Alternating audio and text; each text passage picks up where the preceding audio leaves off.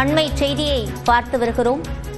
நிலுவையில் உள்ள அன்புமணி மீதான ஊழல் வழக்குகளோடு சேர்த்து மோசடி வேலைகள் குறித்தும் விசாரிக்க வேண்டும் என்று தீர்மானம் நிறைவேற்றப்பட்டிருக்கிறது. கூடுதல் விவரங்களை செய்தியாளர் குணாநிதியிடம் கேட்கலாம். குணாநிதி, முழுமையான விவரங்கள். சிவரஞ்சனி, திண்டிவனம் அடுத்த தைலாபுரம் இல்லத்தில் பாமக நிறுவனர் மருத்துவர் ராமதாஸ் அவருடைய தலைமையில் மாநில நிர்வாக குழு கூட்டம் என்பது இங்கு நடைபெற்றது. இதில் 13 தீர்மானங்கள் நிறைவேற்றப்பட்டிருக்கிறது.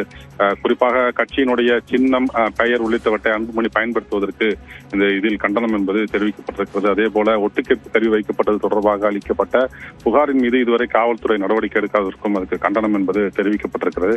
அதே போல மிக குறிப்பாக 12வது தீர்மானமாக அன்புமணி மீது உள்ள அந்த ஊழல் வழக்குகளை விசாரிக்க சிபிஐ விரைந்து விசாரித்து உரிய நடவடிக்கை எடுக்க வேண்டும் என்றும், மேலும் கட்சியினுடைய சின்னம், தலைவர் உள்ளிட்ட விவகாரங்களில் அன்புமணியுடைய செயல்பாடு மற்றும் தேர்தல் ஆணையத்தினுடைய செயல்பாடுகள் குறித்தும் சிபிஐ விரைந்து விசாரித்து நடவடிக்கை எடுக்க வேண்டும் என்கிற ஒரு தீர்மானம் என்பது இதில் முக்கியமாக நிறைவேற்றப்பட்டிருக்கிறது.